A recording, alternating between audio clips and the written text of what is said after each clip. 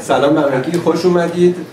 مرسی که همه به این تعداد زیاد تشریف آوردید و امیدوارم شب خوبی باشه. امشب ما شانس داریم 4 تا شفت و سرویس از بچه‌ای که اینجا سالهای سال زحمت میکشن و یه سری جلسه‌های جدید قراره بذاریم برای اینکه تحولاتی در انجمن پزشکان انجام بشه و این فکر کنم اینوگوراسیون خوبی هستش که با 4 تا از بریانترین اعضای انجمنمون اینجا بتونیم به شما این سوال‌ها رو شروع کنیم. معرفی میکنم آقای دکتر ایرج صبحانی رئیس بخش هستن توی سرویس جواز عازمه در خطه. آقای پروفسور تدایونی رئیس بخش هستن توی چشم پزشکی در هسپیتال لریگوارزیه. آقای یزدان پناه رئیس بخش هستن در سرویس مدیسین انفکسیوز و عملیاتی توی هسپیتال بیلشا. و آقای پروفسور کیانمنش از همس دارن میان، یه مقدار راهبندون بود، الان یه رو دیگه میرسن. قسمت اول برنامه رو ما شروع می‌کنیم با یه توضیح درباره اسکلت تحصیلات پزشکی در فرانسه و این قسمت رو خانم پرنا مقدم که سال D2 هستن و ایشون سال اول مژور بودن، یعنی از یکی از دویام‌ترین المان‌های انجمن. پس ما فقط می‌دیم اول به پرنا جان. Bonsoir. Je m'appelle Parna, je suis en 4e année de médecine et je vais vous présenter l'organisation des études médicales en France. Donc après le bac, les étudiants vont sur APB, admission post-bac, où ils choisissent leur fac de médecine. En Ile-de-France, il y a 7 facs. C'est une filière non sélective, donc on est forcément sûr d'être pris en médecine et il y a un vœu unique. Donc on va juste classer les 7 facs d'Île-de-France et on va être affilié à une des facs selon notre choix de préférence et aussi la mention du bac pour équilibrer le niveau dans toutes les facs d'Île-de-France. Ensuite on rentre en PACES, c'est la première année commune aux études de santé. Donc à la fin de la PACES, il y a un concours et on sera classé et on pourra choisir entre médecine, pharmacie, sage-femme, dentaire et kiné. Donc là par exemple dans le petit tableau vous voyez qu'à Paris 5 et Descartes sur 2404 étudiants il y a 351 places de médecine et 43 places de dentaire par exemple, et au final le numerus clausus entre 14 et 15% des étudiants sont pris à la fin de la première année en médecine, entre 1 et 4% en dentaire. Donc ça c'est l'organigramme général. Donc ici tout en bas vous avez la PACES et les différentes filières après le concours. Donc quand on est pris en médecine, il y a le premier cycle des études, c'est la première année, ça va de la première année jusqu'à la 3e année. L'enseignement il est théorique, c'est des cours magistraux et c'est axé sur les grandes lignes de la médecine, sémiologie et physiologie principalement. Il y a quelques stages d'initiation à la pratique hospitalière, des stages infirmiers et des stages de sémiologie. Et depuis 2 ans, il y a une passerelle qui est possible entre les étudiants qui vont faire un Master 1, donc 4 ans d'études dans n'importe quelle filière, que ce soit histoire, santé ou autre, sciences biologiques, et ils pourront passer directement en 2e année de médecine sans passer par le concours. C'est sur dossier.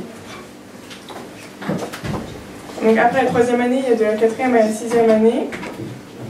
Donc diplôme de formation approfondie en sciences médicales.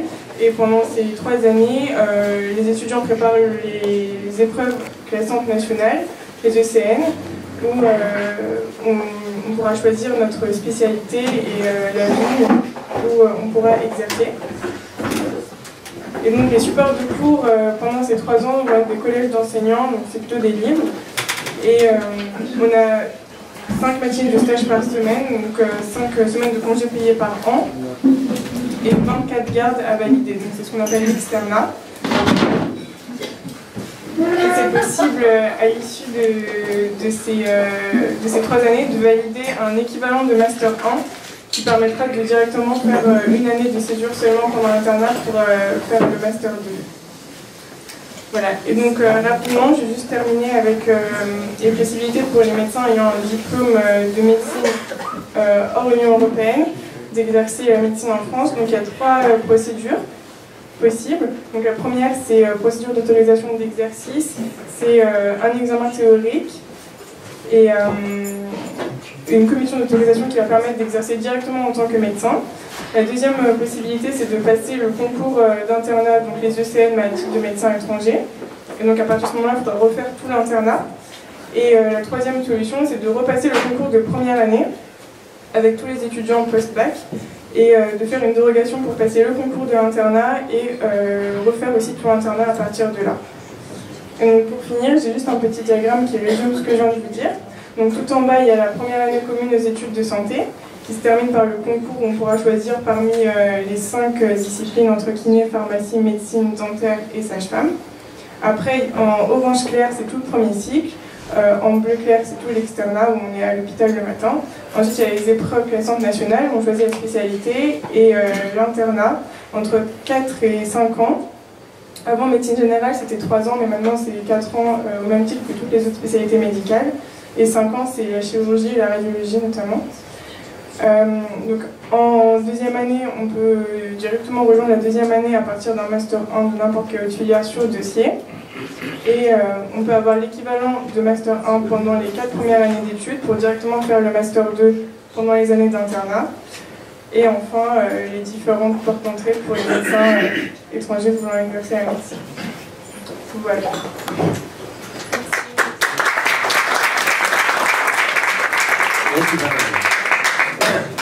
Est-ce que quelqu'un a des questions sur le schéma, le dernier schéma?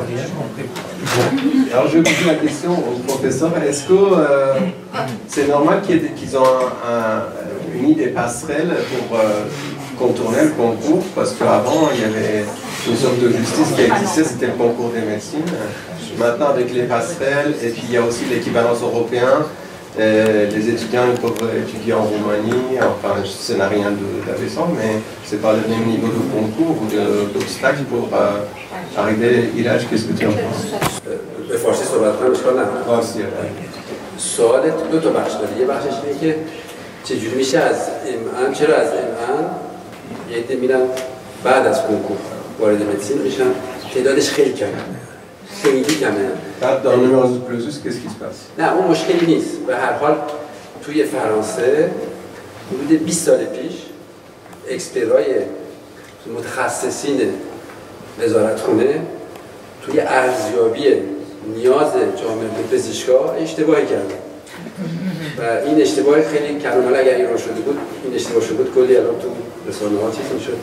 اشتباه این بود که اینا درصد پزشکایی که بازنشست میشن رو درست نزده بودن، بنابراین هرم سنی رو حفظ نکرده بودن. اینکه اون محدودیت روی کنکور غالب بود. این محدودیت نسبتاً برداشته شده. الان حدود 3-4 سال تعداد کسایی که وارد بعد از کنکور اول میشن تعدادشون خیلی بیشتر شده. متخصصین هم تعدادشون نسبتاً بیشتر شده. این پسخره، یعنی پلی که از رشته‌های دیگه به پزشکی میرسه، یک فرانسه مجبور بوده این کارو بکنه چون باید هماهنگ خودش بکنه به استانداردهای اروپا.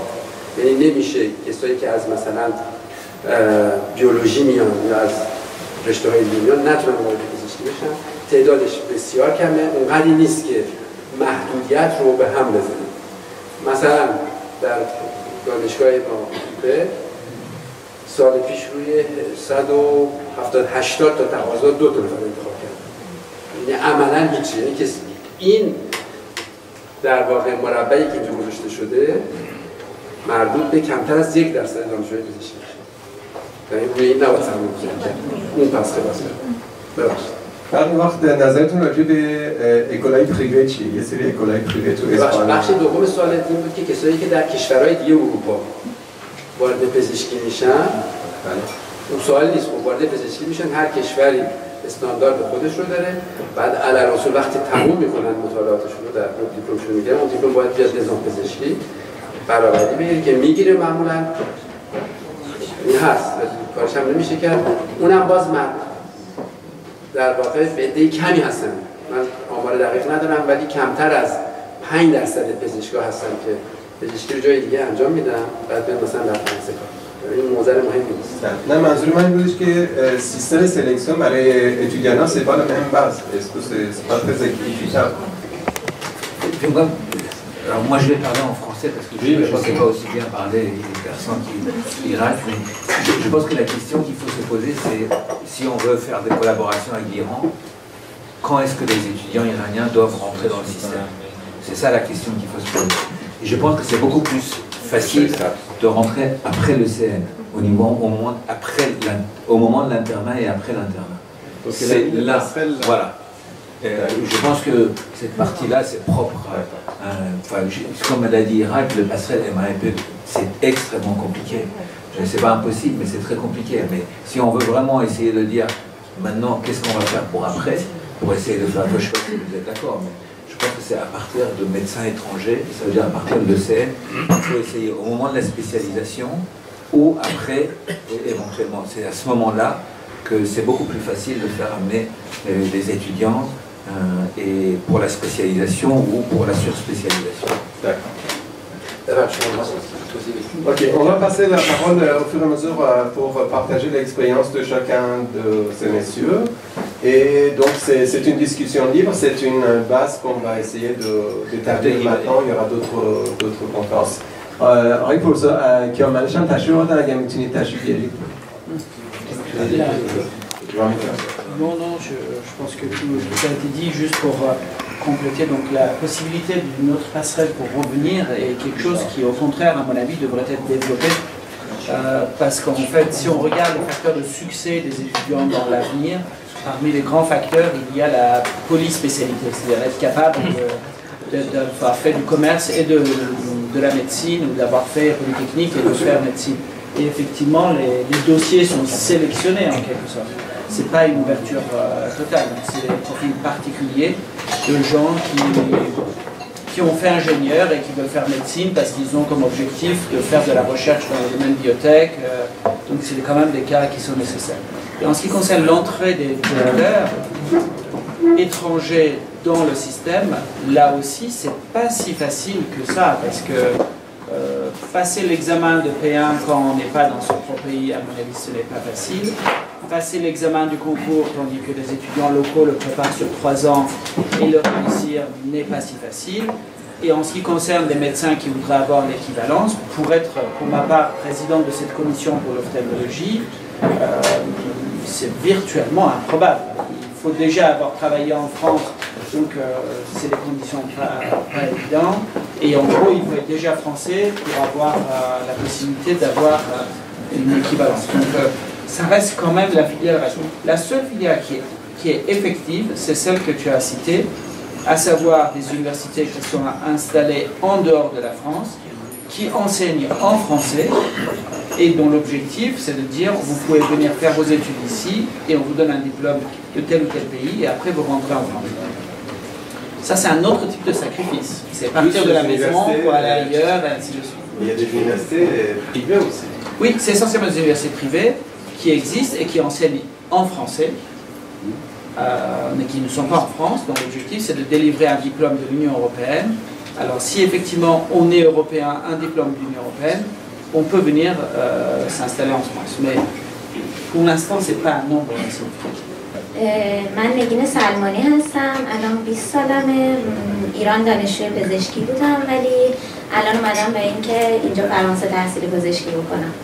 توی ایران پزشکی به این صورتی که بعد از 12 سال تحصیلی و گرفتن دیپلم توی رشته تجربی میتونم وارد پزشکی بشم و اگر توی یکی از رشته تجربی برای پزشکی و پیراپزشکی هستش. اگر که کسی توی رشته‌های دیگه‌ای درس خونده باشه و دیپلم گرفته باشه باید که امتحان زیست بده و تغییر رشته بده تا بتونه که توی دیپلم تجربی شرکت کنه. بعد برای ورود به پزشکی بعد زیست 3 سال آخر کسی که بخواد تغییر رشته بده بعد زیست 3 سال آخر رو بگذرونه امتحان تغییر رشته بده و دیپلم تجربی رو بگیره تا بتونه توی کنکور تجربی شرکت کنه. بعد کنکور تجربی به این صورت هستش که توی 2 تا دفترچه برگزار میشه، دفترچه عمومی و دفترچه اختصاصی. دفترچه عمومی 100 تا سوال از ادبیات فارسی، عربی، دینی، زبان خارجی که در اصل میشه 100 سوال که بعد توی 75 دقیقه جواب بدن، یعنی برای هر سوال 45 ثانیه. و توی دفترچه عمومی هم از ریاضی، فیزیک، شیمی، زیست، زمین شناسی 170 تا سوال که بعد توی 175 دقیقه جواب داده بشه. یعنی درس کنکور تجربی توی 4 ساعت برگزار میشه که مشکلاتش اینه که از 9 تا درسه که از 3 سال تحصیلی، یعنی 27 تا کتاب، و اینکه سرنوشت هر کس توی 4 ساعت مشخص میشه. خیلی‌ها اصلا اطلاعات عمومی فوق‌العاده بالایی دارن ولی سرعت عمل خیلی کمی دارن. برای همین این کنکور در اصل مسابقه سرعت، نه مسابقه علمی. بعدش اینکه توی کنکور هر سال 900,000 نفر شرکت میکنن که از این 900,000 نفر 500,000 نفر توی رشته تجربی هستن که از این 500,000 نفر فقط 5,000 نفر توی پزشکی قبول میشن. یعنی تقریبا اگر درصد بگیریم 1% هر کس شانس داره که توی پزشکی شرکت کنه. بعد اینکه دانشگاه‌های ایران به این صورته که 2 تا دانشگاه هستش، دانشگاه‌های سراسری و دانشگاه‌های آزاد. دانشگاه‌های سراسری تقریبا میشه بگی دولت هزینه‌شو میده، ولی بازم 500 یورو در سال هزینه‌ش به غیر از هزینه کتاب و رفت و آمد و اینا. و هزینه دانشگاه‌های آزاد هم سالیانه 4,000 یوروه که اونم بازم به غیر از هزینه رفت و آمد و کتاب و اینا. بعد توی یکی از دلایل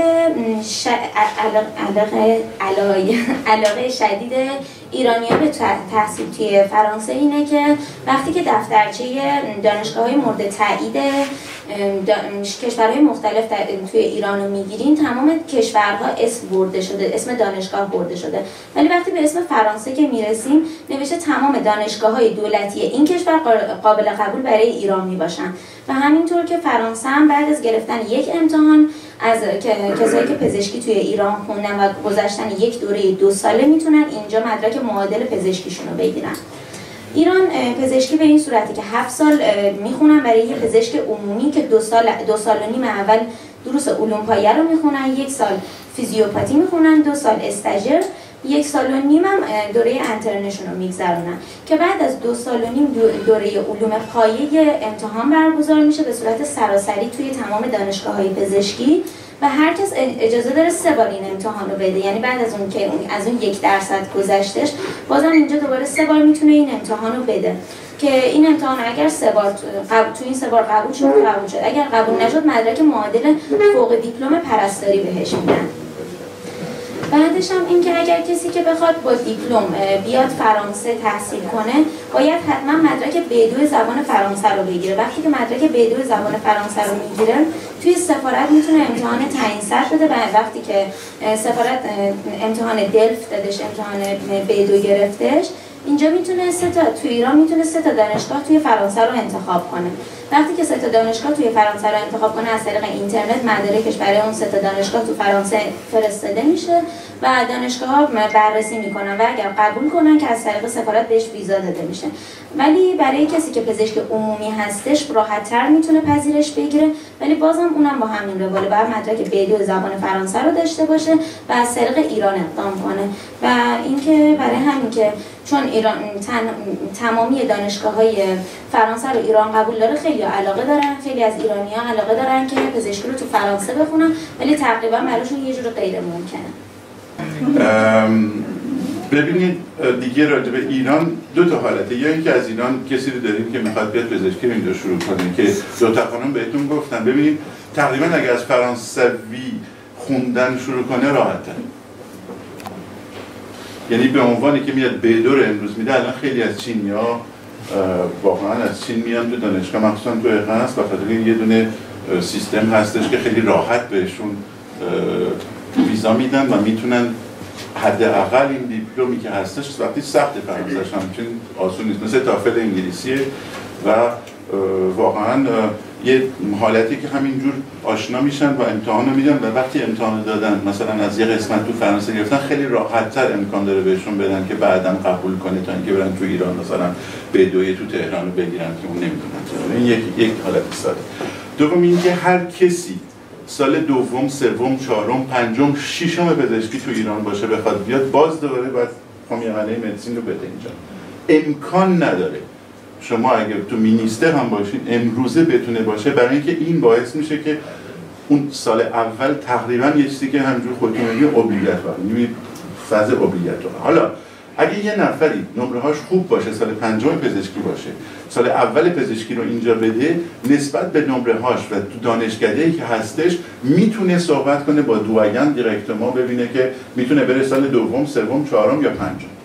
این یه حالتی هستش که تو اینجا دیگه شما اون حالت خیلی فشرده رو ندارین که سال اول حتما باید بدین، بعد بدین سال دوم، سوم. اگه سال پنجم، ششم باشین ببینین که نمراتون خوبه، از یه دانشکده حداقل بیشتر دولتی میان، امکان هستش که دویم بتونه به شما بده، کسی که دارن میان بخوان پزشکی تو فرانسه بخونن و بذارن که سال پنجم باشه یا حتی سال آخر ششم باشه اگه خیلی قوی باشه. این دومی حالت است. بستگی به اپریسیاسیون دوین هر یه مقداری اون موقع یا دوین یا انستانسایی که گذاشتن میتونن کمیسیون، مثلا تو پاریس من یادم ما یه کمیسیون اصلا داشتیم بخواد توی پداگوژیمون که از اتودیان اترانژه اولویشون میکردیم.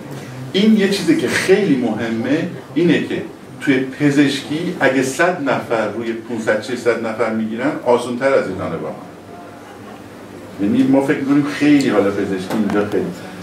به نظر من نومروس کلوزوسی که اینجا هستش یه مقداری سوپل‌تر خواهد شد و این نومروس کلوزوس یعنی که به شما میگن مثلا 10% تو 1000 نفر 100 نفر باید بگیم. فکر کنیم حالا اینجوری.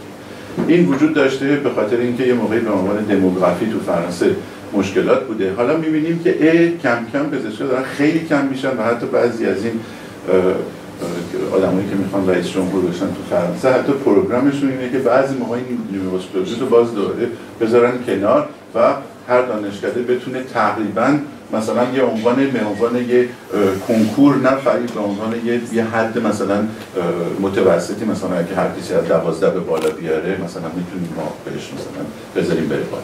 ولی اگه تا حالا که نومروس کلوزوس وجود داره تو فرانسه، اگه شما 100 نفر فرانسوی رو اصل، یعنی اونایی که واقعا فرانسه دیپلمشون رو گرفتن، فرانسوی به عنوان خارجی ناسیونالیته نمیگن، به عنوان اینکه تو فرانسه دیپلمشون رو نگرفتن و اسم‌نویسی کردن، مثل دکتر خانم که میخواد اسم‌نویسی بکنه.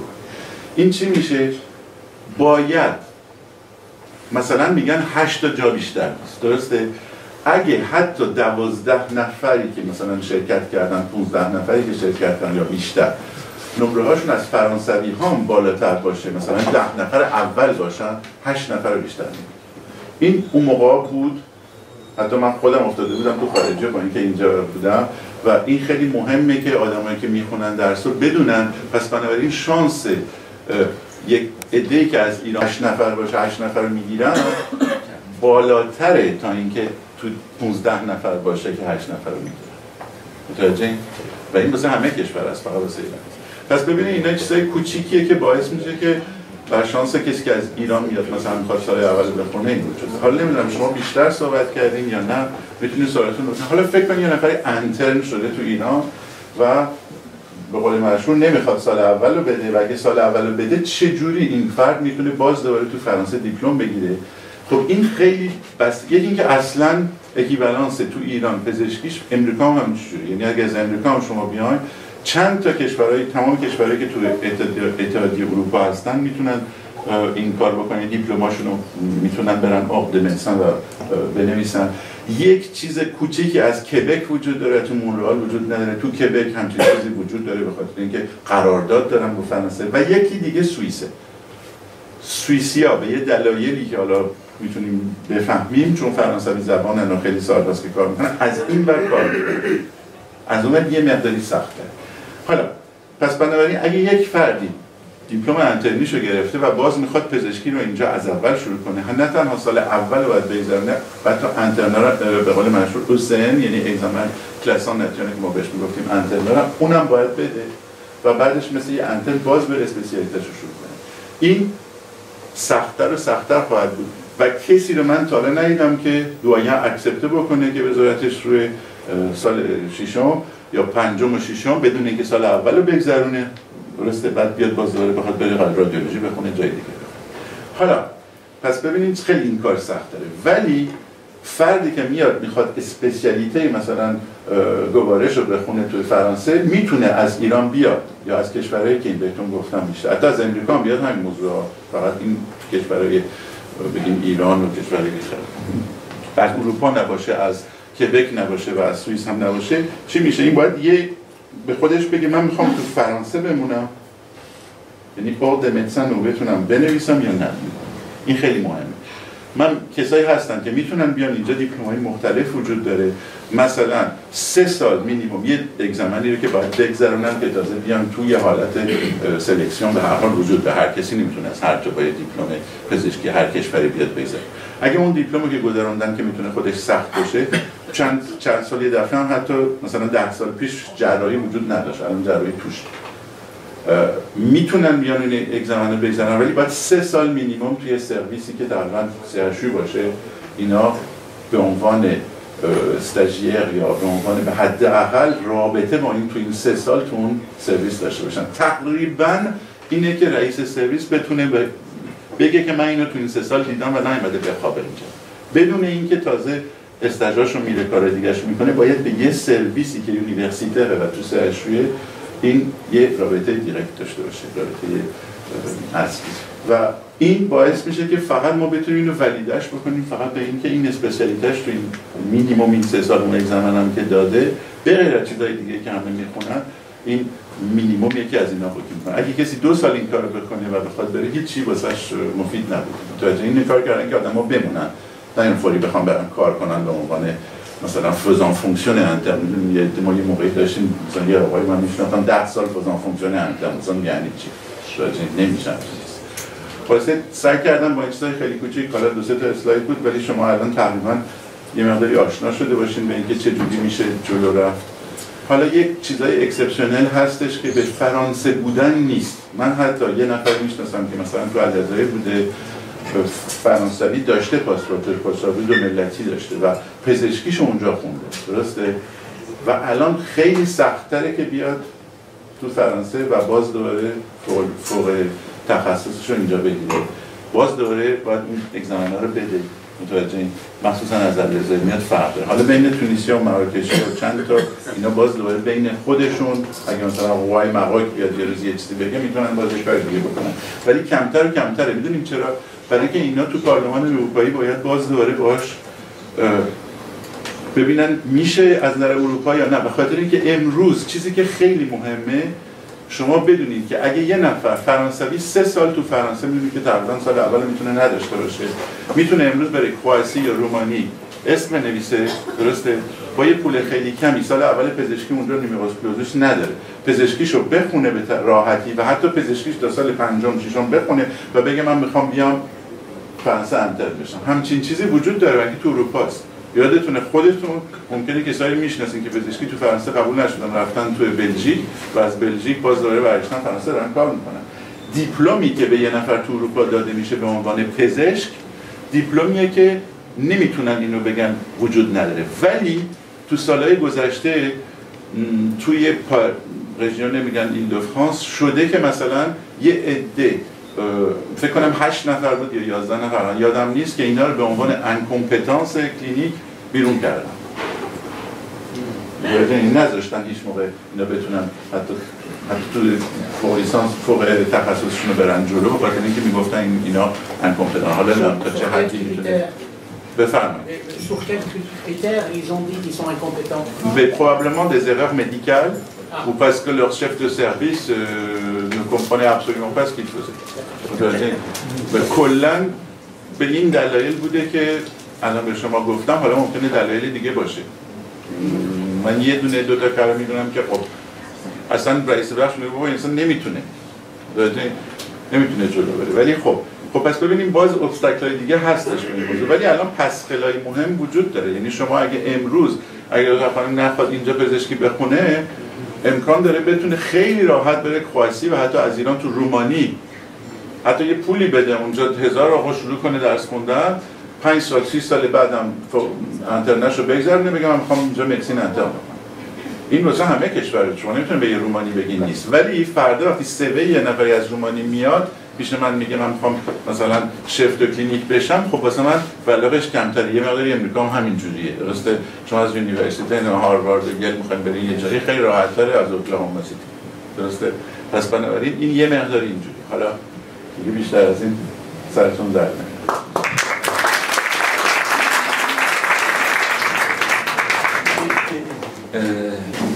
Alors, moi j'ai en fait commencé par un contexte géopolitique qui est vraiment favorable à une challenge. Après, je voulais revenir sur l'objectif, parce que je ne suis pas sûr de comprendre l'objectif.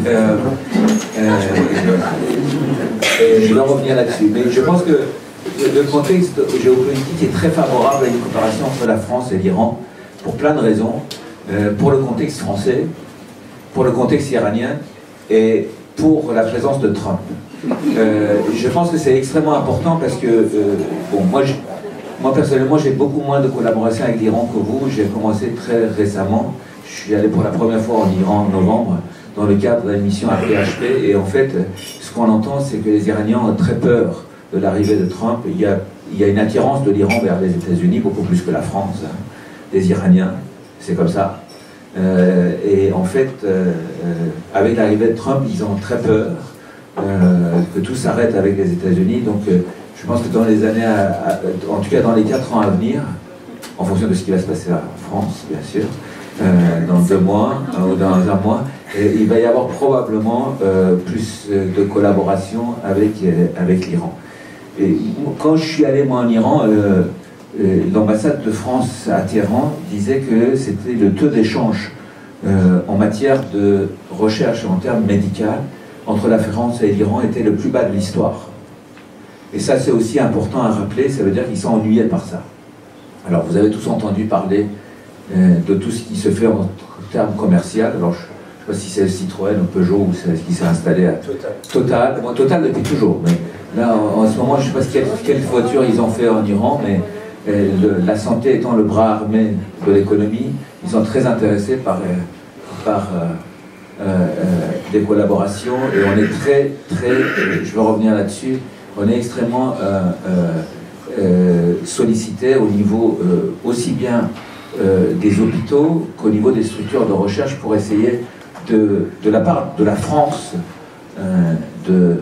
d'étendre les relations avec l'Iran. Le plus français des candidats, le plus iranien des candidats, c'est Fillon, de manière très importante. Bon, je ne sais pas ce qui va se passer, mais quel que soit le candidat, en dehors de... Il va acheter des costumes. Les costumes datent d'aujourd'hui, mais bon. Mais en tout cas, je pense que la première chose à rappeler, c'est qu'il y a vraiment un contexte très favorable à une collaboration. Alors je dis, je ne sais pas quel est l'objectif. Pour moi, l'objectif, c'est pas de faire venir les Iraniens pour qu'ils restent en France. Hein. Je pense qu'il faut rappeler l'objectif. L'objectif, c'est de faire amener les Iraniens pour qu'ils améliorent leur savoir-faire. Alors après, moi j'ai une copine qui m'a dit « Ah mais toi tu es bien resté en France, pourquoi tu dis ça des Iraniens ?» C'est vrai. Mais bon, je pense que quand même, malgré tout, bon, l'objectif qu'il faut qu'on affiche, c'est qu'on améliore le savoir-faire des Iraniens pour qu'ils rentrent. Ils sont, je pense, très demandeurs. Et voilà. J'ai dit que j'ai beaucoup moins d'expérience. Alors, j'ai d'abord moi je vais faire 2 parties. La partie médicale, en fait, en tout ce qui concerne tout ce qui est les études médicales et la partie recherche. Pour ce qui est de la partie médicale, je l'ai dit, je pense que même si vous avez fait ça, je pense que c'est beaucoup plus facile d'arriver après le CM. Si l'objectif n'est pas de rester en France et de revenir en Iran, parce que là, il y a vraiment des cadres.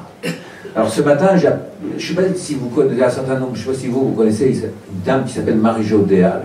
Oui, oui. Donc qui est la responsable des internes des hôpitaux de Paris. C'est une dame qui fait peur, mais elle est extrêmement sympathique, elle adore l'Iran. Alors je dis ça parce que quand j'étais nommé à Bichat, je suis allé la voir, et tout le monde me disait que c'était qu'elle est infernale, etc. Mais je suis allé lui rendre, même pas pour l'Iran, pour les internes à Bichat, je suis allé rendre visite, et en fait elle m'a dit qu'elle adorait l'Iran. Et donc je l'ai appelée ce matin, avant de venir, pour essayer de voir finalement à la PHP qu'est-ce qu'on peut proposer pour les internes alors elle est à la retraite, mais elle s'occupe des internes étrangers. Sa mission, c'est les internes étrangers, et je pense qu'il faut vraiment l'inviter. Elle m'a même engueulé ce matin, parce que c'est comme ça, en disant pourquoi vous ne m'avez pas dit plus vite, plus tôt. Donc elle adore l'Iran, elle m'a dit qu'elle est allée plusieurs fois en Iran, et en fait elle est très intéressée. Et elle m'a dit que pour les gens qui sont après le CN, la première chose que, bon, tout le monde ne connaît pas, alors je ne sais même pas qu'est-ce que ça veut dire en diminutif, mais DFSMA, c'est les internes, en fait, qui sont des internes étrangers, qui demandent à faire une spécialité en France, pour une durée minimum de 1 an. c'est des internes étrangers, c'est pour la spécialisation. Au niveau de la PHP, il y a 36 bourses. Il y a, alors, ce matin, il se plaignait parce qu'il y a beaucoup de Libanais. Il dit que j'en ai marre des Libanais. Je veux bien avoir des Iraniens. Et ils peuvent vraiment rentrer là-dedans. Et ils ont une bourse. C'est pas très compliqué. Il faut simplement réussir. Et en général, il y a un quota par pays. Elle est tout à fait prête. À mon avis, il faut vraiment l'inviter. Elle viendra. Elle viendra parce qu'elle est très attirée par l'Iran. Et il viendra. L'autre dispositif possible pour les internes et après, c'est les stagiaires associés qui sont rémunérés, qui sont payés via des bourses. Alors bien sûr, j'en parlais, il y a des bourses via les sociétés savantes. Il y a Total qui avait beaucoup de bourses pour l'Iran, qui a arrêté pour des raisons, comme je disais, parce que la santé c'est le bras armé de l'économie. Donc Total, ça l'intéresse, peu importe. Donc il y a des stagiaires associés qui peuvent être payés. Il y a des observateurs qui ne sont pas rémunérés. Non, alors, il y a une faute, mais rémunérés. Mais là, c'est moins de 3 mois, ils n'ont pas de responsabilité, ils ne peuvent pas prescrire. C'est pas formidable. Mais en fait, il y a un truc que je ne connaissais pas, qu'elle m'a dit ce matin, c'est les médecins de recherche clinique qui ne peuvent pas prescrire, mais qui peuvent être aussi rémunérés. Et elle m'a dit vraiment que ça peut marcher. Alors, elle doit m'envoyer les papiers lundi matin, parce qu'elle ne pense pas à son bureau. Donc, vraiment, je pense qu'il faut l'inviter pour qu'elle, si on va dans ce sens-là, elle va décrire et coller par cœur beaucoup mieux que moi. Voilà, ça c'est sur le plan médical, c'est la PHP parce que c'est ce que je connais. Madame Dial, elle est à la Drasse. Non, maintenant elle est au siège de la paix. Elle est au siège de la paix. Oui, elle est au siège de la paix. Elle est plus responsable des internes français, mais elle est responsable maintenant des internes étrangers. La seule chose, c'est qu'il y a des examens. Oui, mais... Non, mais ce que je voulais dire, c'est que c'est pas, on fait pas la demande, il faut passer. Oui, il faut c'est à connaissance en fonction de la spécialité. C'est là où je disais qu'il n'y avait pas la chirurgie avant, maintenant il y a. Oui. C'est une question. Et peut-être que demain, je ne sais pas si en ophtalmo il y a, par exemple. Je pense que c'est franchement pas très... Enfin, nous, on en a plein. On a beaucoup de Libanais, on a actuellement un Vietnamien. Et le problème pour les Iraniens, c'est le français. Oui, c'est la langue. C'est le français. Le problème, c'est le problème, une des raisons pour lesquelles c'est un des plus bas de l'histoire, c'est qu'ils ne parlent pas français, les Iraniens. Donc ça, c'est ça le problème. Mais là, mais je pense quand même, il y en a... Vas-y. Oui, parce que, par exemple, dans mon service, nous savons que nous pouvons former que 5 internes à la chirurgie. Parce qu'au-delà de ça, ils ne vont pas assez au bloc opératoire et donc on ne peut pas. Donc on refuse maintenant de recevoir de DFSMA pour la raison suivante, c'est qu'ils arrivent en ayant l'espoir d'avoir une formation la même que tout le monde. Or, nous avons déjà notre quota de 5 internes, donc on leur dit très bien, vous pouvez avoir une formation médicale, mais vous ne pouvez pas avoir une formation chirurgicale. Ce qui met une mauvaise ambiance dans le service, ça fait limite raciste, genre cet interne-là ne peut pas c'est pas un problème d'ostracisme quelconque, c'est juste que les places sont données et que ça arrive trop tard. Donc c'est pas forcément la voie royale pour la spécialité chirurgicale. Pour la médecine, je pense qu'il peut y avoir plein de gens, tout le monde apprend, mais pour la chirurgie, ça ne l'est pas. Mais pour nous, en spécial, en plus toi tu es particulier parce que tu es ophtalmo, donc, mais pour nous, pour la médecine, mais c'est parce que c'est une spécialité où effectivement c'est particulier, ils n'opèrent pas les internes, c'est pour ça. Mais nous, en médecine, nous on est très demandeurs parce qu'on n'a pas assez d'internes et c'est les internes en plus. Au contraire, nous on est très contents d'avoir des... Juste une petite remarque, c'est très important parce que moi aussi ça faisait 35 ans que je n'étais pas en Iran, j'étais vraiment agréablement surpris en mois de novembre de cette demande par exemple de la transplantation hépatique, la chirurgie hépatobiliaire. Vraiment il y a 1 ou 2 personnes qui savent bien faire ça et puis il n'y a pas assez de stages, donc j'ai vraiment commencé. Alors il faut faire attention, parce qu'il y a des gens qui ont mis énormément longtemps à faire ça chez eux dans les centres. Ils ne veulent pas non plus que tout le pays, d'un coup, ils se mettent à faire ça, parce que c'est la mort de... Si c'est pas contrôlé, c'est pas bien. Mais on peut quand même comprendre que si quelqu'un, un interne iranien en chirurgie générale, veut apprendre la transplantation, en général, hein, disons plutôt la transplantation rénale, bon, c'est plus facile, mais transplantation hépatique, voire maintenant pulmonaire avec tout ce que ça apporte, et bien, ça, c'est une belle voie, je trouve. Là, vraiment, quelqu'un qui va apprendre pour vraiment se spécialiser, ce que j'appelle le DESC encore, une spécialisation encore sur-spécialisée dans ce domaine, ben là, c'est une belle voie, parce que là, ils apprennent. Parce Parce que tous les Français ne veulent pas aller faire de la transplantation. Je pense que ça dépend des spécialités, parce qu'en ophtalmologie, alors tout à l'heure on a entendu 1% des gens qui passent le concours peuvent aller en médecine. Après, il y a genre peut-être 1% qui peut faire de l'ophtalmo, et c'est très demandé en Iran. Et puis la formation locale, aussi bien en termes de publication, de recherche, et tout ça, en ophtalmo, ils sont bons. Ce qui fait que je ne vois pas spécialement d'intérêt pour un interne iranien de venir, de dire voilà, plutôt que de faire mon interne en Iran, je le fais en France. Il n'aura pas une meilleure formation. Ouais, clairement, il n'opère pas. Non, oui, là-bas il opérera, en tout cas, bon, chez nous ils opèrent, mais pas tous les services ils opèrent, pas toutes les villes ils opèrent, donc ils auront la même formation. Hormis le fait qu'à nos propres internes, on conseille d'aller passer 6 mois, 1 an à l'étranger pour voir une autre façon de faire. Et dans ce cadre-là, effectivement, pour un interne de passer 6 mois ou 1 an à la fin de son internat, dans n'importe quel format d'ailleurs, à la limite, c'est pas nécessaire d'opérer ou de faire quoi que ce soit, il est plus là pour voir comment ça se passe ailleurs. C'est ça, à mon avis, c'est une plus-value qui existe pour tout le monde, donc qui pourrait être intéressant. Sur d'autant que c'est aussi le moyen de créer des liens pour ceux qui veulent rester universitaires ou faire de la recherche, de créer des liens pour entretenir des projets de recherche communs. Je pense qu'il y a une vraie différence entre la médecine et la chirurgie. Ouais. Et bon.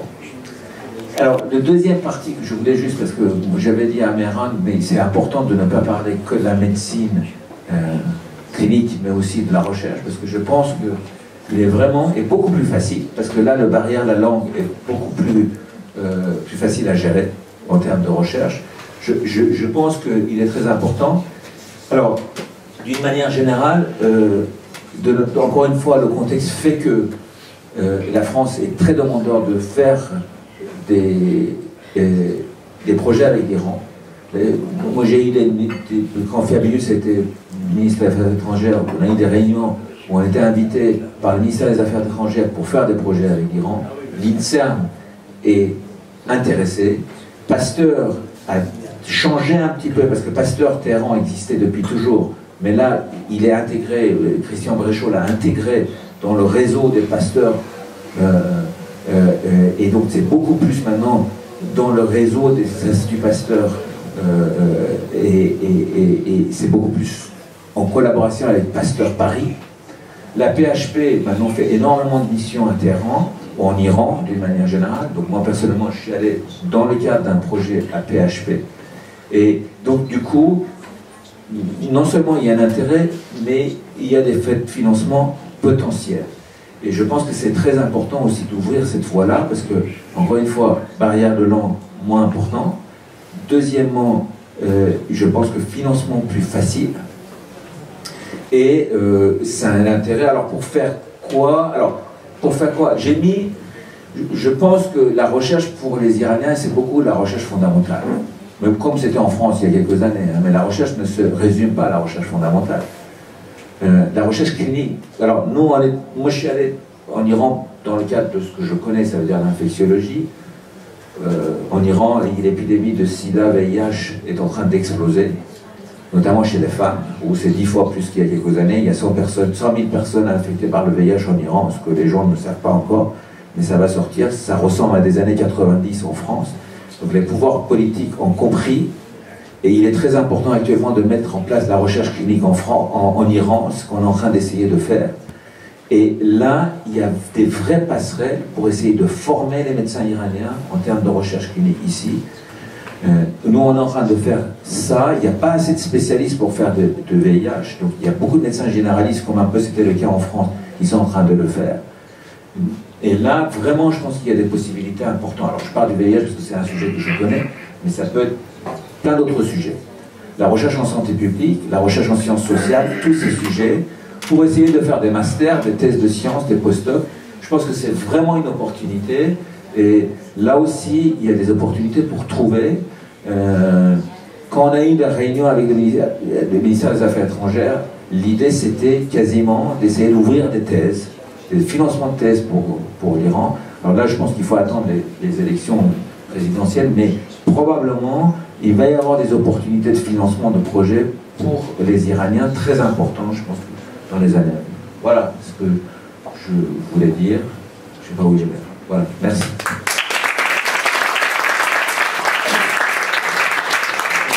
تشکر از دکتر حمیدانی که این فرصت رو فراهم کرده که راجع به البته قرار بر این بود روابط بین ایران و فرانسه صحبت کنیم که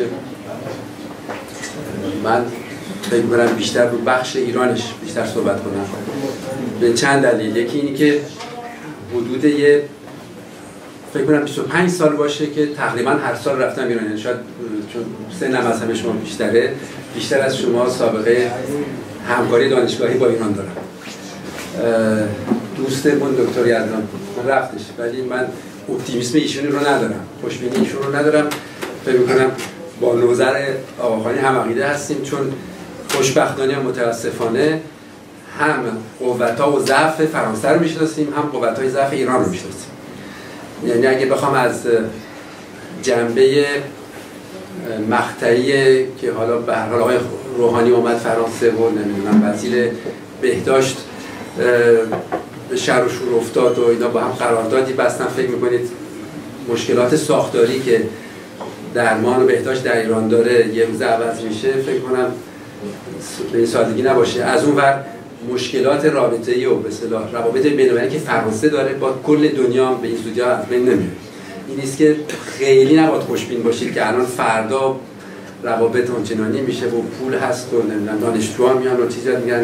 این نیست که ممکنه صحبتایی که من میکنم یه خورده در واقع یأس ایجاد بکنه در ذهنتون، منتها از تجربه میاد.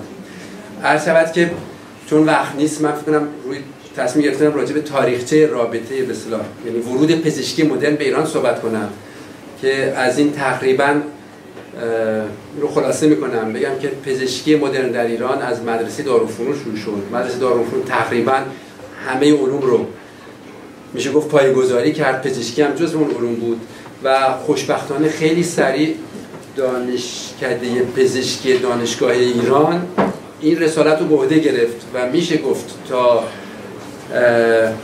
آستانه انقلاب دانشکده پزشکی دانشگاه ایران، دانشکده پزشکی شیراز و دانشگاه تبریز سه تا مرکز بسیار عالی در سطح خوب بودن که دانشجوی خیلی خوب تربیت میکردن. یعنی از این بابت چیزی تقریبا از نظر حداقل تئوریک و به دلایل زیادی میشه ثابت کرد نظر عملی هم چیزی کم نداشتن نسبت به تربیت دانشجو و پزشک در مقایسه با کشورهای دیگه، خصوصا کشورهای اروپایی. یعنی اولین نسل یا اولین نسل‌های پزشکایی که ما در ایران داریم فارغ التحصیلای فرانسه بودن و عموما میشه گفت پزشکی فرانسه رو وارد ایران کردن و خیلی سریع در واقع پزشکی در دهه 50 پزشکی آمریکایی میدان پزشکی ایران رو میشه گفت قبضه کرد و بدون اغراق میشه گفت هم در کمیت و هم در کیفیت وزنه‌ای که وارد ایران کردن بارورتر و باردارتر از وزنه اروپا بود.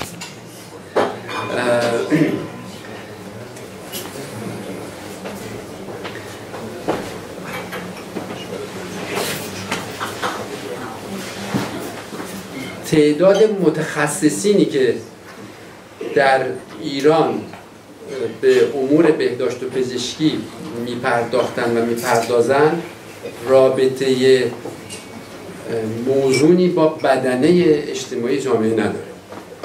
عملا این ورود پزشکی مدرن که از اروپا و فرانسه رفت و بعد جایگزینش به آمریکا تا اندازه مطلوبی نیاز پزشکی عمومی رو تامین کرد، ولی نیاز پزشکی تخصصی ناتوان بود تا آستانه انقلاب. بعد از انقلاب هم ناتوان‌تر بود که اینا بخش زیادیش مربوط به معضلات ساختاری میشه، به این معنا که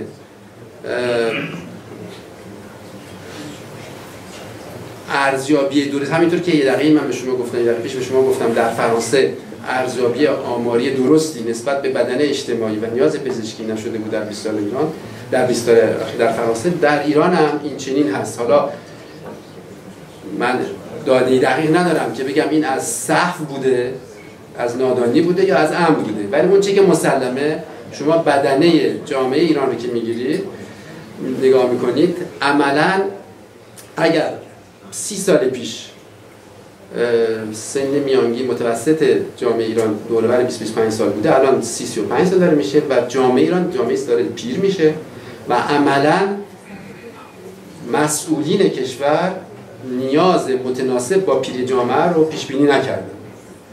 خب معضل جنگ بخشی از این رو میشد گفت پوشش میده، چون ایران در جنگ بوده، هم برای اون گذاشته شده بوده که تخصصایی که مربوط به جنگ میشه، نه جمله جراحی استخوان، جراحی اعصاب، اینا بیشتر بارور شدن.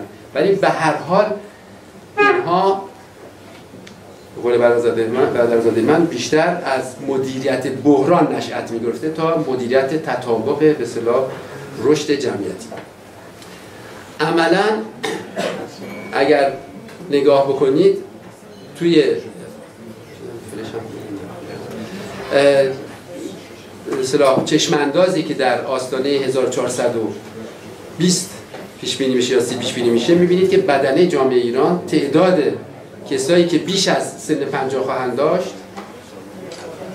برتر خواهند بود به کسایی که کم هستند. یعنی عملا جامعه پیری خواهد بود که امروزه کادر کافی پرداختن به چیز اون رو نداره. نیروی انسانی که الان در ایران هستش، یه چیزی ما تقریبا حدود 65,000 تا پزشک عمومی در ایران داریم و 130,000 تا پزشک عمومی در ایران داریم و 65,000 تا متخصص داریم که این شامل همه تخصص ها میشه. تعداد دندانپزشکا همونجوری که روی این چارت می‌بینید تعدادشون کمتره. وقت از این بخش از پزشکایی که فعال هستن در ایران در واقع 12,000 الی 14,000 پزشک می‌بینید پزشکایی هستن که قرارداد با ساختار بیمه‌ای مددکاری اجتماعی. یعنی چه؟ یعنی برای ماهایی که تو فرانسه زندگی می‌کنیم عملاً مردم، یعنی مصرف کننده کالای درمانی پولی عرضه نمی‌کنه. اگر بخوام این رو قیاس بگیریم، در ایران پزشکایی که لینک هستن، در واقع قرارداد دارن با این نوع رد و بدل پول، فقط حدود 12 الی 14,000، یعنی تعداد بسیار پایینی از پزشکان. این یه معضل اجتماعی درست کرده که عملاً بازار پزشکی، یعنی عرضه پزشکی خصوصی نه تنها غالبه بلکه به معنای خیلی برتری غالبه. یعنی جامعه هم عملاً وارد این بحران میشه. به تا حد این بحران بزرگی هستش که دانشگاهی‌های ایران هم، یعنی اونهایی که علال‌اصول باید وقت نزدیک به 100%شون در بیمارستان‌های دولتی و دانشگاهی و بیمه‌های مثل دانشگاه بگذره، عملاً بخش کمی از وقتشون در اونجا می‌گذره. یعنی بازار عرضه کالای پزشکی خصوصی انقدر سطحش بالاست که همه به اونجا جذب بشن.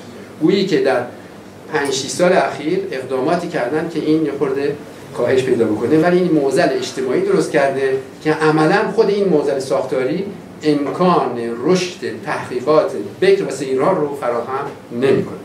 اینه که حالا یه دانشجویی بیاد اینجا یه چیزی یاد بگیره روی پروژه‌ای که من روش کار دارم می‌کنم تو فرانسه تحقیق بکنه، ولی این هست. منتها بعد شاید تو بحث اگه لازم بود وارد می‌کنم در دوره مشکلات دیگری هستش که من چون تصمیم گرفتم از پنجره ایران به قضیه نگاه بکنم، وارد این بحث نمیشه. در ایران نیروی انسانی، حالا به هر حال میتونیم بگیم که خب این معضل کنونیه ولی میتونه اصلاح بشه. وقتی نگاه میکنیم دانشجوهایی که وارد ساختار پزشکی میشن حدوداً 6,000 تا هر سال، طبق آماری که تقریباً دقیق من از وزارت بهداشت به من دادن ماه نوامبر پیش، من ماه نوامبر پیش ایران رفته بودم، این آمار رو اونجا می‌دونن. هر سال 6,000 تا دانشجوی پزشکی وارد این هرم کادرای تخصصی پزشکی ایران میشن. از اینا 1500 تاشون متخصصن. تعداد 250,000 تا پرستار. این تعداد در واقع حفظ نمیکنه تعداد هرم لازم پزشکان و متخصصینی که جامعه بهش احتیاج داره. این منحنی ایرانیایی هستند که در آمریکا نه تنها دیپلمشون گرفتن بلکه لایسانس گرفتن، اجازه تخصص در آمریکا رو گرفتن. به این منحنی که نگاه میکنید میبینید دو تا پیک مهم هست.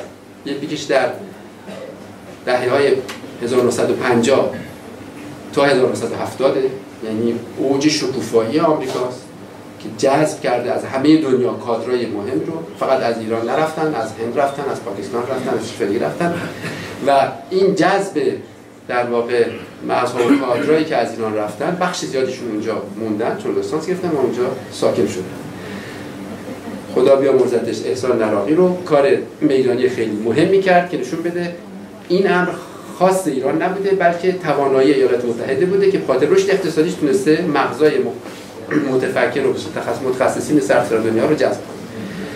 بعدش ما می‌بینیم این منحنی رفته رفته رکود داره. از دهه 1970 این دوران شکوفایی ایرانه، نفت یک وارد اقتصاد ایران میشه. عملاً بخش زیادی از پزشکان که حتی لیسانس گرفتن، دیپلم گرفتن برمیگردن ایران برای اینکه اونجا درآمد کسب درآمدشون بیشتر میشه احتمالاً. و از قضا این مقدمتاً بهتون گفتم که میدان پزشکی آمریکایی شکوفایی جدیدی به پزشکی ایران داد و بخش زیادیش رو ما مدیون افرادی هستیم که در دهه 70 ببینید برگشتن از آمریکا و اینا وقتی برگشتن جای دیگه نرفتن. ما تقریبا ایرانی‌ها جای دیگه مهاجرت نمی‌کنن، اونایی که از آمریکا برگشتن میرن. بعد ببینید از دهه 80 دوباره این منحنی میره بالا.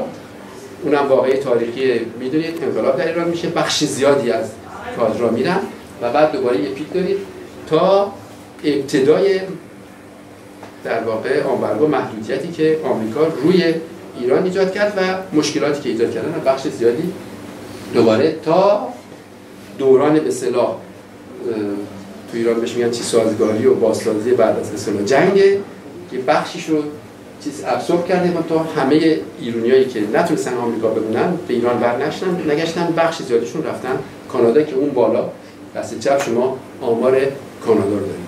و هر حال این نمودار نشون میده که ایران در عین حالی که قوه تربیت نیروی خلاق و متخصص واسه پاسخگویی نیاز جامعه خودش رو داشته، تحولاتی باعث شده که این نیرو گریزان بوده و بخش زیادیشون وارد نشدن.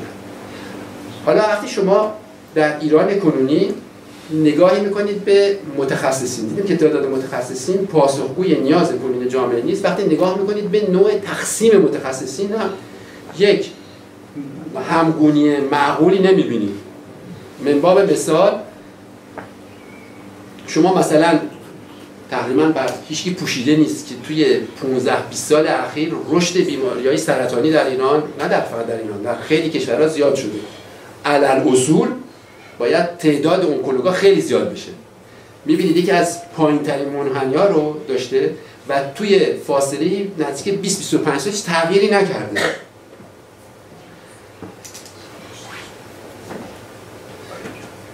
بر کسی پوشیده نیست که متناسب با آمارای از این سال به اون سال تصادفات خیابونی از جمله تصادفات مثلا دنبال ماشین هستش و تصادفات عامش نقش جای بالایی داره. معمولا جزو اگر دومین نباشه سومین علت بالای مرگ در ایران هست.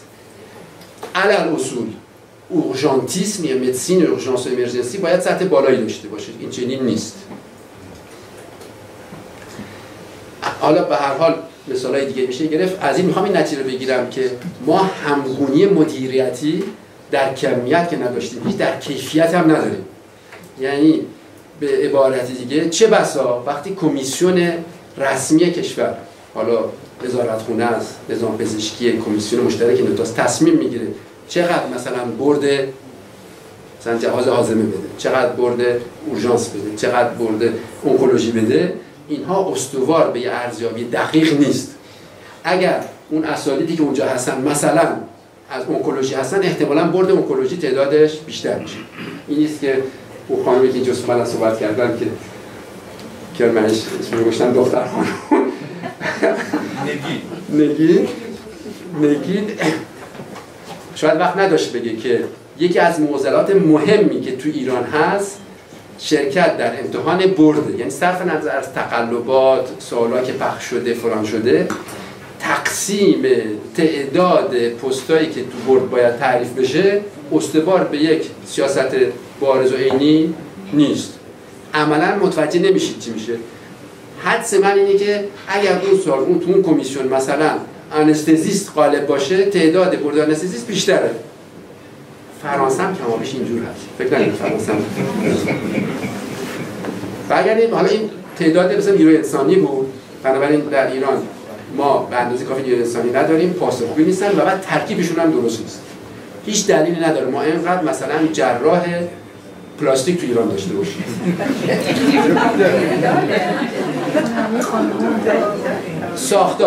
ساختارها در کشور ایران 900 تا بیمارستان فعال داریم، 110,000 تا تخت فعال وجود داره تو ایران. در فرانسه اونم فقط خاطر که بتونید مقایسه کنید، چون تقریبا جمعیت ایران تقریبا به چند میلیون برابر شبیه جمعیت فرانسه است. میشه حد زد که نیاز به بهداشت ایران هم مثل فرانسه است. در فرانسه 1029 تا مرکز درمانی داریم که از اینا 31شون مرکز دانشگاهی هستن، بیشتر از 500 تاشون مرکز به اصطلاح غیر دانشگاهی هستن، دولتی هستن. 92 تا مرکز خیلی تخصصی دارید و از اینها تقریبا الان سیاست این که اینها رو کم بکنن طبق تعریف به اصطلاح ARS یعنی آژانس رژیونال سانته احتمالاً این شیفرها به طرف پایین میره. بنابراین از نظر تعداد تو ایران میشه گفت تقریبا یر به یری، دیدید نزدیک 1000 تا اختلافش کم است. اما وقتی نگاه میکنید به نقشه ایران میبینید خب این تخت‌ها چه جوری تعریف شده، چه دیستریبیو شده.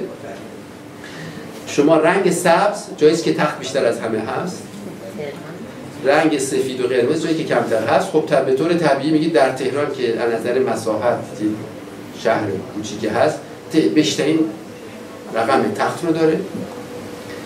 وقتی نگاه میکنید به پراکندگی، یعنی تخت‌ها به هر نسبت به وسعت چیز خیلی پراکنده هستن و ضریب اشغال تخت‌ها رو شما نگاه میکنید میبینید که در استان‌های مثل استان خراسان، سیستان و بلوچستان، بوشهر تعداد اشغال تخت‌ها خیلی بالاست. چون تخت‌ها خیلی کمه این به طور همینجور میچرخه.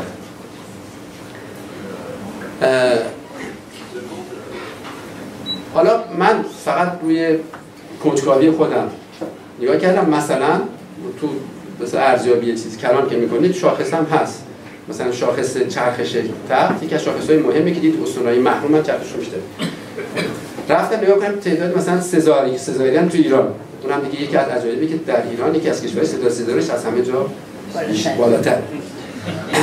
میبینید تو یکی از مراکز خیلی در واقع فکر نمی‌کنم مرکز خیلی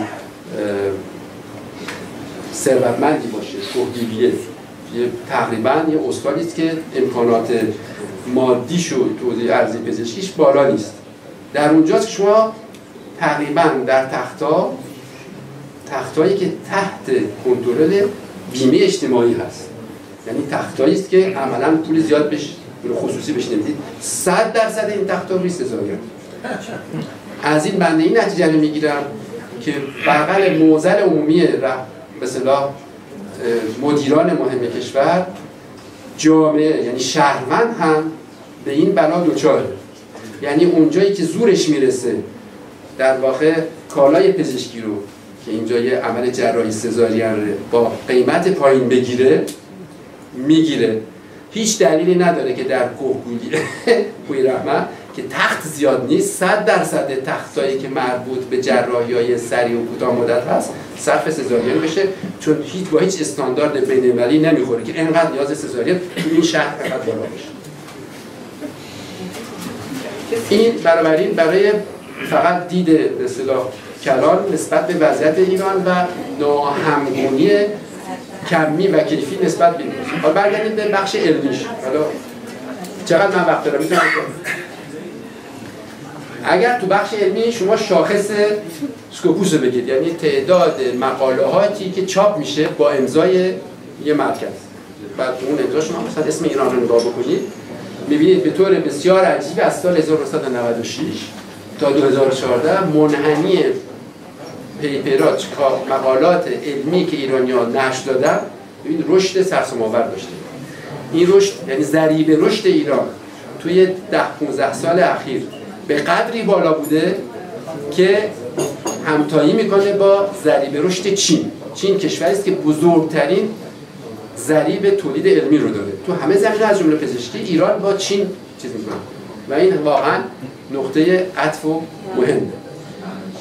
البته یکی از دلایلش این است که رفرمی که در دانشگاه‌های ایران انجام شد دو تا چیز رو تحمیل کرد. یکی اینه که کسایی که میخوان دیپلم مستر M2 بگیرن یا PhD بگیرن حتما مجبورن پیپرشون رو نشر بدن.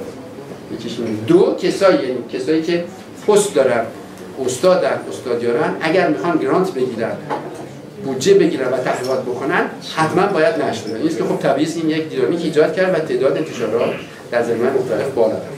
اما حالا اون بخش چیزی میگن تقریبا ماه نوامبر که با ایران بودیم، روز 2 نوامبر در مصادف BBC که بهمن 95 میشه، شما این مقاله رو در ایران دارید و این مقاله 48 ساعت بعد از مقاله است که رو سایت نیچر تحت این عنوان یا باید از این به بعد ما انتشاراتی که از ایران میاد رو ممنوعه اعلام بکنیم. چرا؟ برای اینکه تعداد تقلبات علمی که در مقالات علمی نشر داده شده در مجالات خیلی سطح بالا یواش یواش داره اون هم رشد آنچنانی داشته باشه.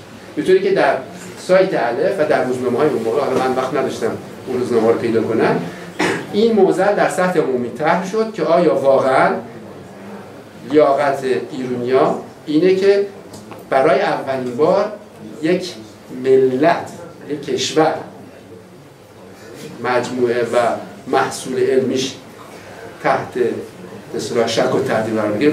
میدونید که اولین کشوری که سطح بالای تقلبات علمی رو داره کدوم کشوره؟ امریکاست. ولی هیچ کس، دومین کشور سوئد، ولی به ذهن هیچ کس نمیرسه بگه مثلا مقالاتی که از آمریکا میاد درش شک بکنه. میگن مثلا فلان مرکز یا حتی فلان مرکز هم نمیگن. مثلا بوستون یکی از مراکز بالای تقلب رو داره.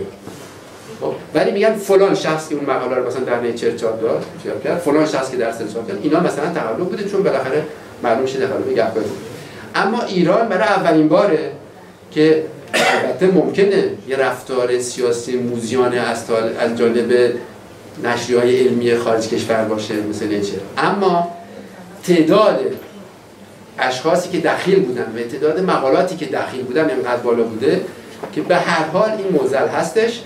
من بیش از این نمیخوام راجع به این چیز علمی صحبت کنم. اگر بخوایم وارد جزئیات بشیم میتونیم بگیم که قضیه به این سادگی نیست. اما به هر حال بحث رو میخوام جمعش بکنم. از نظر شاخص‌های کلان وضعیت ایران وضعیت به نظر من درخشان و پسندیده‌ای هستش. ایران به هر حال کشوری است که 70 چند میلیون جمعیت داره، با وجود تعداد کم پزشک پاسخگوی اون نیاز پزشکی در سطح کلانش هست. ما عملاً کاتاستروف سانته اونجوری ندیدیم.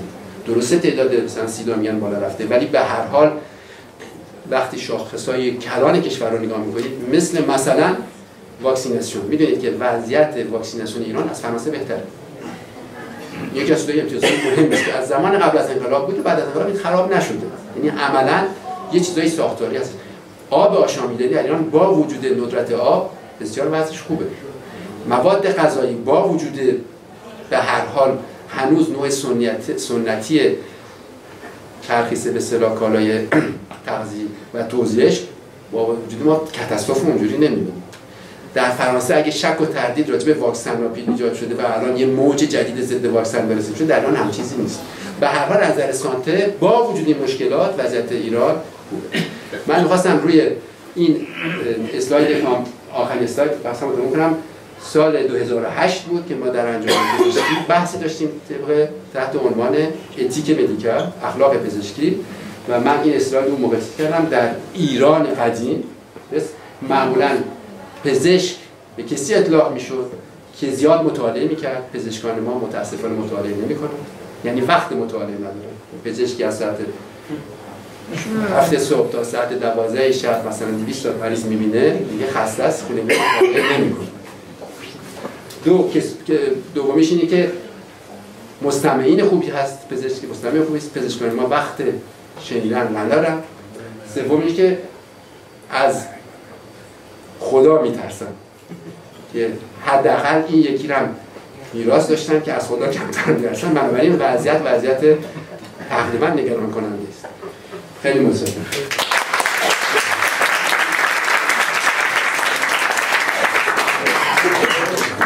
L'idée, c'est comment on crée ces ponts d'échange.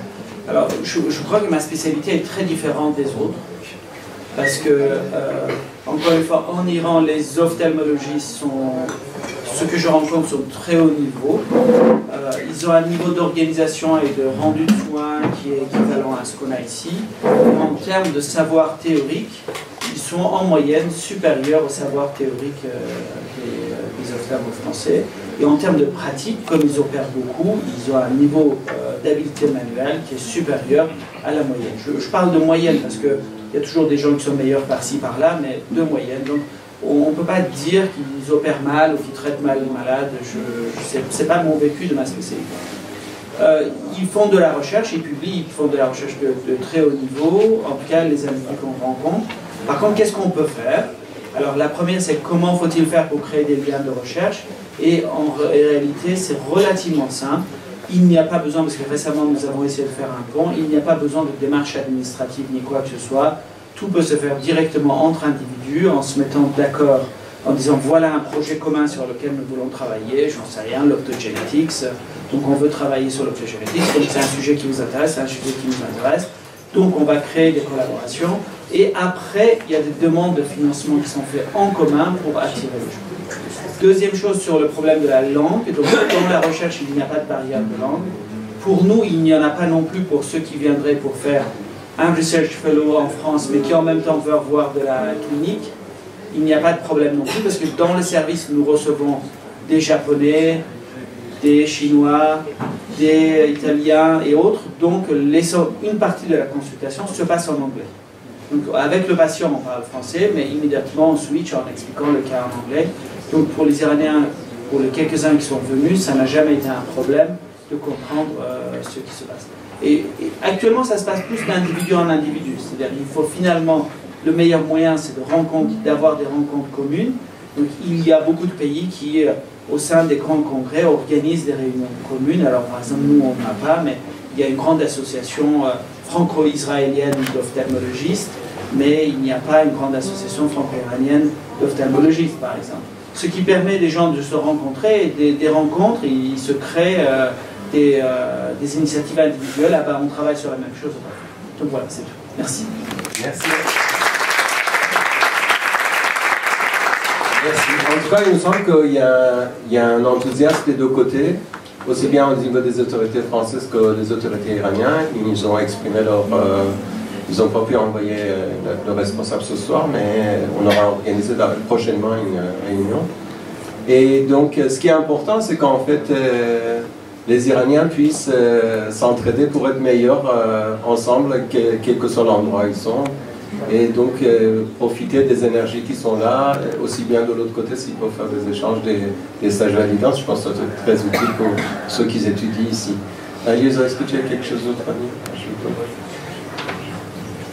Juste sur le plan technique, je trouve qu'il y a effectivement recherche, enseignement et tout ce qui est clinique. Et en clinique, il y a médecine et tout ce qui est technique. Les Iraniens sont excellents en technique. En clinique aussi, en tant que médecin, parce qu'ils voient beaucoup de gens. Mais tout ce qui manque de l'autre côté, c'est certaines technicités modernes. Par exemple, la laparoscopie, ce qui est mini-invasif, bon, c'est un petit peu encore, c'est en train de se développer beaucoup. Mais ce n'est pas encore ça, en tout cas pour le foie pancréatique, ils sont très avides de faire. Par exemple, cette année, j'étais un petit peu surpris du fait qu'ils parlaient de leur vésicule. Et puis dès que je leur parlais de plaie des bobilières, je fais une vésicule par an, c'était la maman d'une copine d'ici, qui avait 89 ans. Et puis eux, ils ont dit, on fait 500 vésicules, et puis je dis, bon, on fait 100 plaies des bobilières de la région. Et ils ne voulaient pas parler de leur échec. Le jour où un peuple parle de leur échec sans problème, et qui rapporte toutes les complications, c'est le jour où on est victorieux pour les autres générations. Et les Iraniens, généralement, ne parlent ni de leurs faiblesses, ni de leurs échecs. Ce n'est pas une honte de dire on ne sait pas. Moi, en premier, si un malade me demande quelque chose, je ne sais pas, je vais voir ce qui est le mieux. Et ça, c'est une grande leçon que j'essaie en tout cas de donner aux Français. Premièrement, on est médecin avant d'être chirurgien. On est tous chercheurs, sinon on n'est pas universitaire. et on doit enseigner tout en étant humble. Merci. Je vais juste demander à professeur Rafani, qui nous a fait l'honneur d'être présent ce soir, qui est un homme que j'admire et surtout ses qualités humaines et professionnelles. Est-ce que vous avez quelque chose à rajouter sur votre expérience sur le sujet? خیلی متشکرم، ولی من متاسفانه با ایرج خیلی موافقم، چون گرفتاری در ایران یک گرفتاری ساختاری و به نظرم مهمترین چیزی که این گرفتاری رو ایجاد میکنه از بین رفتن اخلاق و طور کلی در تمام سطوح جامعه ایران از بین رفته، نه فقط در پزشکی، در همه چیزهای دیگه. حالا ما فکر می‌کردیم که دو قشر بودن که باید اصطلاحاً این اخلاق رو زنده نگه دارن، یک قشر پزشکی بود، یکی قشر روحانیون. این دو تا قشر متأسفانه کاملا نشون دادن که کار از بین بردن. روشنفکران اضافه کنید. اینا به نظر من قشر نبودن. ولی به هر حال این گرفتاری شده. حالا این مسئله که من گفتم فقط به عنوان شوخی نیست، مسئله خیلی نگران کننده و اذیت کننده که در تمام این سطوحی که راجعش صحبت کردیم گرفتاری ایجاد می‌کنه. هم در سطح پزشکی روزمره، هم در پزشکی به اصطلاح تخصصی، هم در تحقیقات، هم در روابط دانشگاهی و این گرفتاری خیلی شدیده. یه چیز دیگه هم می‌خواستم بگم که شاید ایرج اذیت کنه. این همه این چیزایی که ایرج نشون داد خیلی دقیق بود، ولی نشون دهنده اینه که دو نگاه، یعنی از دو اصطلاح زاویه مختلف به یه مسئله نگاه می‌کنیم. اون چیزی که تو گفتی مثلا مسئله برد اتفاقا درست برعکسه. وقتی که توی برد تخصصی برای تعداد تخصصات در ایران جمع میشن، اگر تعداد نخست‌شناسان زیادتر باشه اون سال تعداد برد کم میشه. نه واقعا اینجوریه، یعنی به همین دلیل میگم مسئله اخلاق مهمه. برای اینکه چرا زیاد کنن تعدادشون؟ برای اینکه به اصطلاح دست به دست زیادتر میشه اینجوری. و این باعث شده که به اصطلاح همه انتخاب تخصص، انتخاب محل کار، انتخاب نوع کار فقط مسئله مادی داشته باشه. البته شاید ما اگر اونجا بودیم همه اتفاق برامون میافتاد، یعنی هیچ مسئله نیست که بگم من یه آدم مختلفی هستم یه جور دیگه نگاه میکنم. نه، ما به دلیل یه سری اتفاقات اومدیم فرانسه، به دلیل اتفاقات این درس رو خوندیم، یه سری اتفاقات این کارو کردیم، اینجوری شد.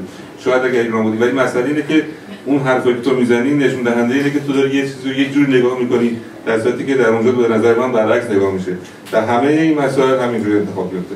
به نظر من اون 5 سال پیش 6 سال پیش بود که نمی‌شد اولی که همین جریان ارتباطات دانشگاهی داشت شروع میشد که خیلی همه هیجان زده بودن اینا، ولی به نظر من مسئله اصلی پیشرفتی نکرد. خیلی متشکرم جان. خیلی متشکرم.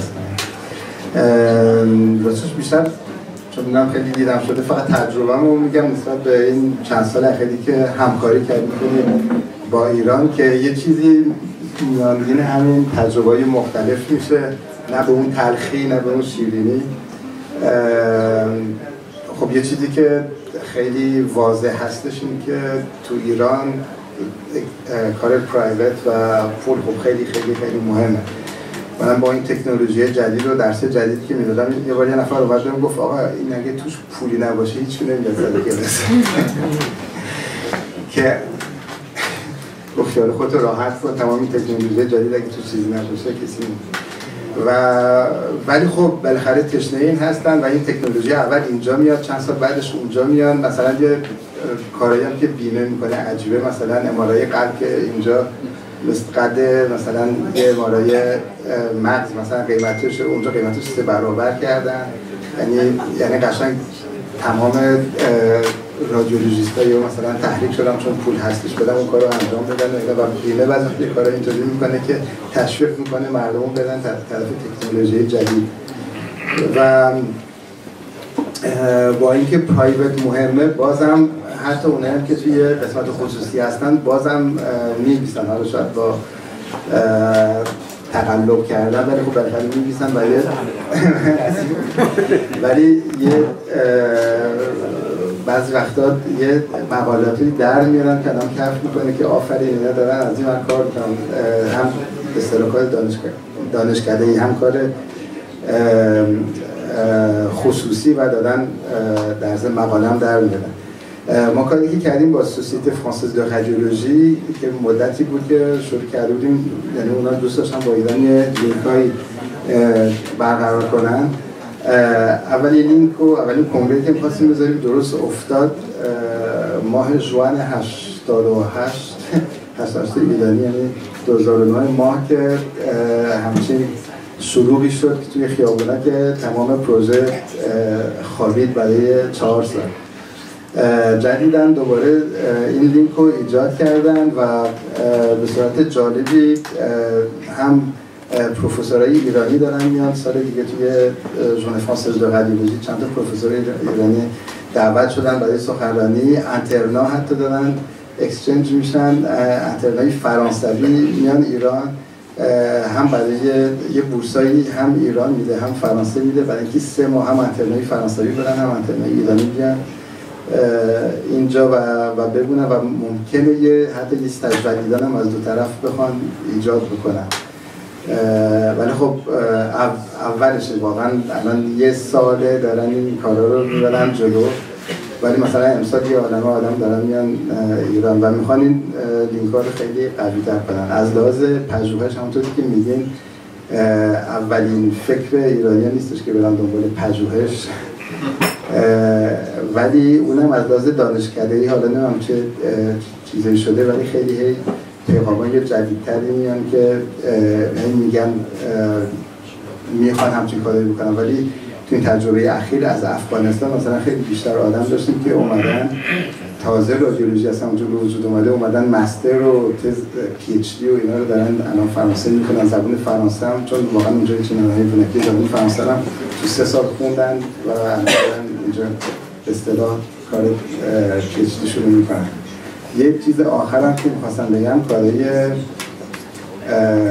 به اصطلاح هیومانیتره که هم زنجیره امید هستش که تو فرانسه هستش و جای دیگه مختلف بیمارستان درست میگه برای بچه‌ها. قسمت ایرانیشو کیوان مزدا خیلی فعال بوده و اونجا واقعا رفته و با خیلی از جراحای فرانسوی مثلا پروفسور بوئه راجع به قلب یا پروفسور کیوادیه جراحی پلاستیک بچه‌های لب شکری، هم بچه‌های ایرانی ها عمل میکنن هم بچه‌های رفوجی که تو ایران بیمه ندادن، حالا رفوجی‌های افغان هستن، سوریه‌ای هستن از جای مختلف و من وقتی هم به اونا میرسن هم به خود کوالیتی کلیدی دوستان تو خود ایران. توی مرکز طبی کودکان بچه‌های نئونات نوزادایی که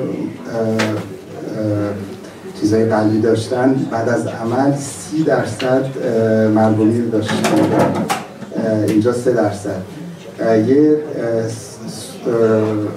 سوان اینتنسیو کاردیولوژیک نئونات درست کردن، تو 1 سال از 30% رسید به 7%، فقط با سوان. ولی منم اونجا که بودم جالب اینه که یه جراحای قلب ایرانی می‌دیدم که تا ساعت 12 شب می‌مونن پای بچه‌هاشو و همین بچه‌ها مواظب بچه‌هاشون بودن، شب می‌رفتن 7 صبح می‌اومدن و می‌دیدم که نه دکترای دیگه‌ای هم هستن که بیشتر روشون هنوز یه امیدی داشت ایران که می‌مونن و دلسوز هستن.